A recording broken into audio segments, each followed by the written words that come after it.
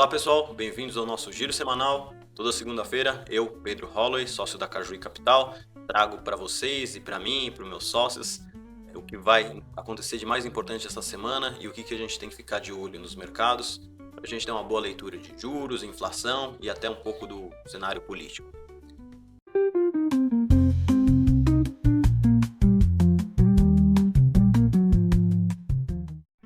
Então, começando essa semana, dia 27/10 ao dia 2/11, essa semana, de importante, a gente vai ter decisão do Fed Fund Rates. Então o Banco Central americano, o Fed, divulga a taxa de juros na quarta-feira com discurso do seu presidente, Jerome Powell. Na verdade é o chairman. Ele oscila, ele alterna entre reuniões com discurso e sem discurso, e dessa vez vai ser com discurso após a decisão.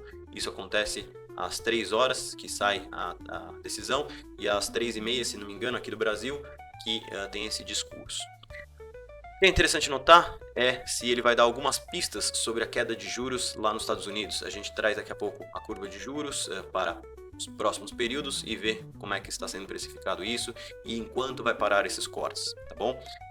Além disso, a gente vai ter leituras preliminares de PIB e do PCI, que é a inflação que o Fed mais olha para determinar a taxa de juros, e também reunião do Trump com o Xi Jinping na quinta-feira, está sendo esperado, em Seul.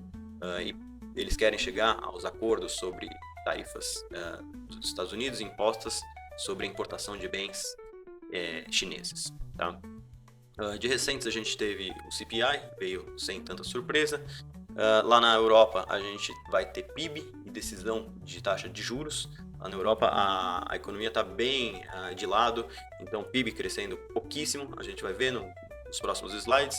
E os juros, não diferente do que é esperado uma manutenção.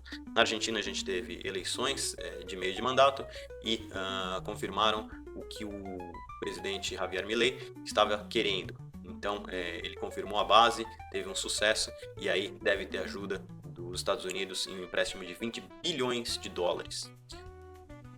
Para controlar o câmbio, tá? Coisa que ele falou que não ia precisar fazer, mas a situação deu uma deteriorada, esperamos que melhore. No Brasil, a gente tem alguns indicadores importantes, entre eles a dívida PIB.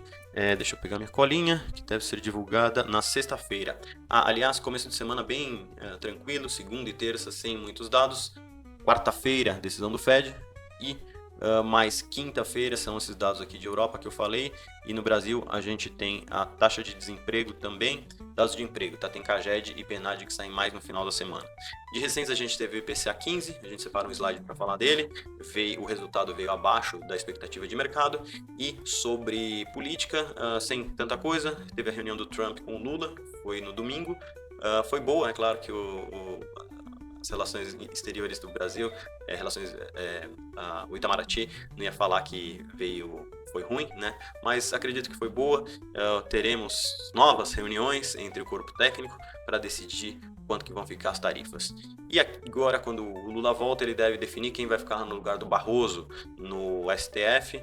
Tudo indica que seria o Jorge Messias, mas ele adiou a decisão. Ia ser na semana passada, com alguma pressão do Senado para o nome do Rodrigo Pacheco. Foi adiada essa decisão e que deve ser tomada essa semana. Bom, então aqui a agenda. Eu acabei não falando do PCI, sai na sexta-feira, tá? E a leitura preliminar do PIB nos Estados Unidos na quinta-feira. O CAGED falei que ia ser mais no final da semana, e os dados de Europa estão programados para sair também na quinta-feira. Internacional primeiro e depois nacional. A probabilidade de corte de juros essa quarta-feira, no dia 29 de outubro, é alta, se não de 100%, é 96,7%, espera queda nas taxas de juros. E aí eu fui clicando em cada um dessas datas aqui em cima, e aí, olha só que surpresa, para a reunião do dia 10 de dezembro está sendo esperada uma queda de 50 bips, tá? Eu acho que não vai ser, talvez ele esteja precificando muito aqui, talvez seja nessa de dezembro mais 25 e nessa de janeiro mais 25. E por que eu digo isso? Porque janeiro, março, abril, tá tudo manutenção, tá tudo, ele continua nesse patamar de 3,25. Então, não duvido que seja algum errinho ali de maior probabilidade, ter antecipado 50, mas as outras tá em 3,25. Tá bom? E o que é interessante é que o mercado está projetando para 17 de junho, Então, depois de várias reuniões, uma nova queda de juros iria de 3,25 para 3. Interessante, vamos ver como o mercado reage até lá, que está bem distante, tá? Aqui a curva de juros, então, com tudo isso que eu falei, ela caiu nos vértices mais curtos, vértices mais longos mais longos não tiveram alteração. E aqui, comparado com o que estava um mês atrás, esses juros caíram bem, né? Se a gente for pegar aqui, quase, quanto que dá isso aqui? Dá 50 bips? Não chega a isso, né? 25 bips de diferença entre a azulzinha pontilhada e a azul contínua. Europa, PIB estável, né? PIB de lado, acho que desde 2022, então a gente teve a pandemia ali, 2020 para baixo, depois subiu e aí depois ficou de lado. Então é o que eu falo, que a economia está muito pouco dinâmica lá na Europa. Até se a gente for pegar, deixa eu voltar alguns slides, olha só que interessante. A taxa de emprego lá, a taxa de emprego lá tá 6,30. Então uma economia bem devagar, mas apresentando uma taxa de emprego até mais alta do que do Brasil, né? Desemprego mais alta do que do Brasil. Então 6,30 e a gente está com 5,60. Isso mostra o quanto que o nosso Banco Central está agindo para ter que esfriar essa economia que está bem forte atualmente no Brasil. E a taxa de juros da Europa, não diferente das outras reuniões, está sendo esperada uma manutenção. Então 2,15 de juros deve ser mantido para essa reunião que acontece dia 30 do 10. Vamos aqui para a Terra Brasilis, terra de Cajuí Capital, terra de Cabral. Olha só que interessante, a curva de juros fechou na semana passada, vocês lembram, não sei quem acompanhou, mas lembra que tinha dado aquele estresse, acho que principalmente na quinta e sexta-feira da semana anterior, e aí ele tinha se aproximado dos vértices mais longos aqui de 14%. Ele recuou e está mais perto do que estava há um mês atrás, então você vê essas linhas que estão bem próximas aqui, né? Então lá no longo prazo está 13,5 e na semana passada, na anterior, desculpa, estava 14, tá? Ele voltou, então distensionando o mercado. Na curva de Bs, nas taxas da Bs não foi diferente, então caiu bastante os prêmios. Aqui eu vou falar, poxa, eu até que falei, né, que os caras que ficam falando que acertaram, mas realmente estava em preços interessantes. Poderia ficar pior? Poderia, né? Então a gente nunca sabe como é que vai ser na semana seguinte, mas deu uma distensionada e as taxas dos títulos IPCA+, deram uma bela caída. Se a gente for pegar aqui, vamos pegar um vértice aqui, 2035, 28 pontos de uma semana para outra, é bastante bem relevante esse movimento, tá? Para o Copom, sem novidades, então, novembro, essa semana a gente não tem a super quarta, né, que foi convencionada a chamar, quando tem decisão de juros nos Estados Unidos, decisão de juros aqui, super quarta só para o Brasil, porque Estados Unidos, Fed não está nem ligando se o Brasil está tomando decisão de taxa de juros no mesmo dia. Então, está super bem precificada. A próxima reunião de 4 e 5 de novembro, manutenção. A de 9 e 10 de dezembro, manutenção. A dúvida é quando que o Banco Central vai começar a cortar esses juros. E, aparentemente, ainda não deve ser em janeiro, tá? A gente vai ver alguns dados ali da Focus bem interessantes que acabaram de sair. E esse dado aqui de janeiro mostra ainda que tem só 50% de chances de cair os juros em janeiro, mas em março começa a subir, tá? E por falar em Focus, acabou de sair, eu fiquei surpreendido, até conversei com uma colega economista, o quanto que caiu a expectativa de juros para esse ano. Então, Gabriel Galípolo e sua turma fazendo um ótimo trabalho de manutenção de juros lá em cima para esfriar a inflação e a expectativa de inflação, tá? Então, sobre inflação, a gente vê que há uma semana atrás estava sendo esperado 4,70 de inflação para esse ano. E agora está quase dentro da meta. Acredito que nas próximas leituras da Focus vai entrar dentro da meta. Isso daqui eu não acreditava, tá? Tava bem lá em cima, tava 5 e pouco e foi baixando gradativamente. E eu acho que esse ano vai ser um golaço. Vão conseguir manter a inflação dentro da meta. Bom, esse ano não tem muito mais do que o Banco Central atuar, né? Então, qualquer decisão que ele fizer agora de juros não vai impactar. Eu acho que é só os economistas que estão revendo isso daqui. O horizonte relevante que o Banco Central está olhando é 2026 e 2027. E marginalmente está começando a fazer algum algum preço já essa revisão para baixo. Então, eu lembro até quando ele estava fora da meta para 2026, voltou para dentro da meta, e é isso que o Banco Central quer. Eu acho difícil que chegue a 3 para ele começar uma flexibilização das taxas de juros, mas acredito que o mercado jogando para baixo esse número de 2026 e 2027 também, ele comece a flexibilizar, né? E aí, como a gente falou, talvez em 17 e 18 de março, nessa reunião, já venha com alguns cortes e aí a gente vê para quanto que vai cair. Como a gente viu lá na curva, não deve cair tanto, né? Então a gente vem de 15 para 13, então são 200 basis points, então 2% é relevante, né? Mas ainda não é um dígito ou 2 dígitos baixos, né? Ainda o mercado ainda não está esperando que vai cair tanto esses juros. Eu acho que só começando a queda o corte de juros para a gente ter uma visibilidade de até onde vai cair.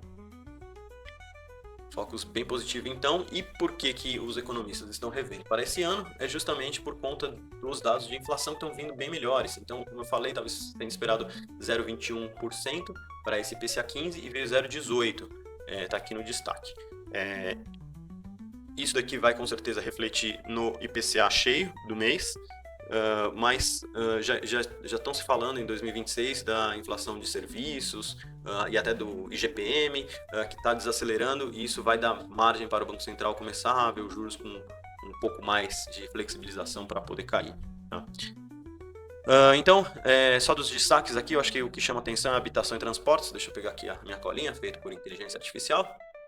Então, nos 12 meses está 4,94, então próximo de 5, e a expectativa desse ano é 4,56, né?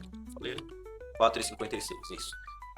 Então, transportes ainda em alta, a gente teve combustíveis e passagens aéreas pesando para que a inflação fosse maior, e a habitação também desacelerando bastante, aquela queda de energia elétrica, não teve o bônus de Itaipu, então passou essa fase, né? E alimentação e bebidas caindo, pouquinho aqui na margem, 0,02, mas a gente sabe que porque esse índice é importante, porque é onde tem a maior percepção de trabalho do Banco Central e até de inflação e até do governo pela população, né? Então você não olha a inflação cheia, você costuma olhar mais essa inflação de alimentos e bebidas, o que acaba sendo bom para este governo.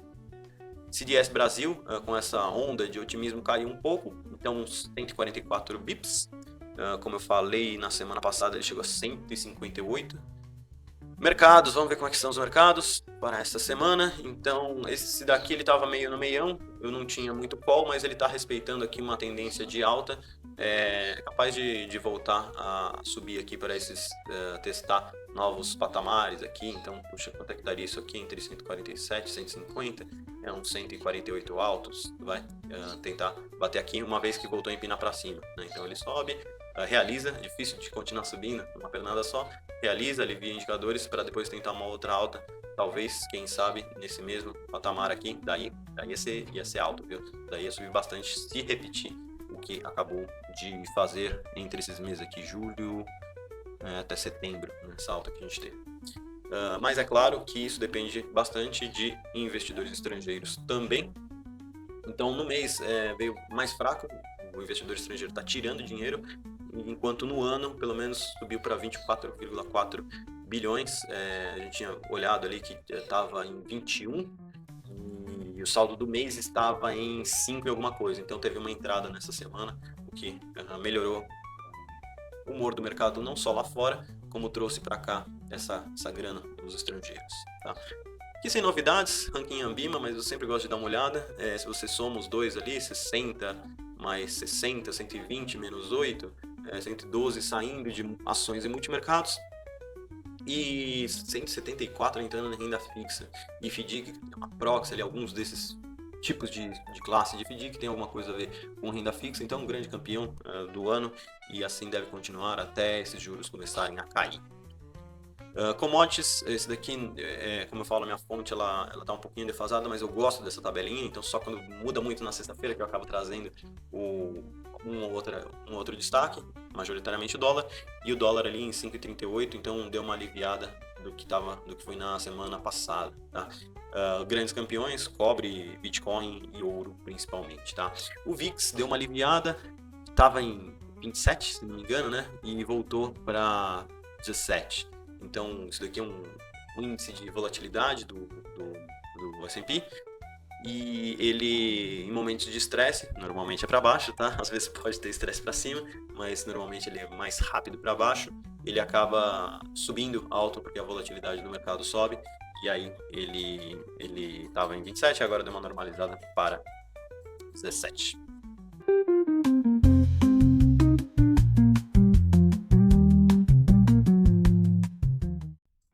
Bom, de oportunidades da semana, pessoal, estou buscando investidores interessados em desenvolver um FDIC. Então, quem tiver interessado, entre em contato comigo. Quem for investidor de FDIC, pouca coisa, tá? Então, alguma coisa ali de 5 e 10 milhões, a gente fala e desenvolve juntos aí a parceria, tá bom? Um abraço, pessoal. Até mais. E tô com um CRI também, tá? Tô com um projeto que pode ser CRI, ou pode ser FDIC, ou pode ser também investimento em equity, tá bom? Só me chamar ali no privado, no meu LinkedIn principalmente, e a gente se fala para desenvolver. Ainda não é uma oferta, claro, é só uma sondagem, conversa com o investidor, o que faria e etc. Tá bom? Um abraço, pessoal, boa semana e bons negócios. Cajuí Capital, fortalecendo negócios que movem o Brasil.